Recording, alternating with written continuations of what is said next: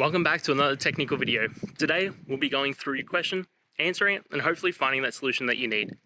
Guys, remember to stay just a little bit crazy, just like me, and hopefully get through to that resolution. Let's get started.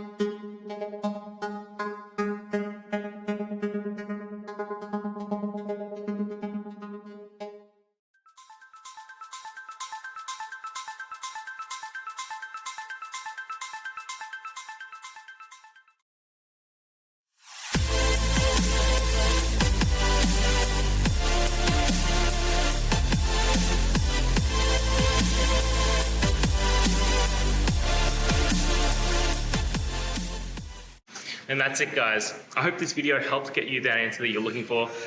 Now, I'll see you next time. Please subscribe for more question and answer videos. And if you have any more, please just shoot them through in the comments. Have a good one.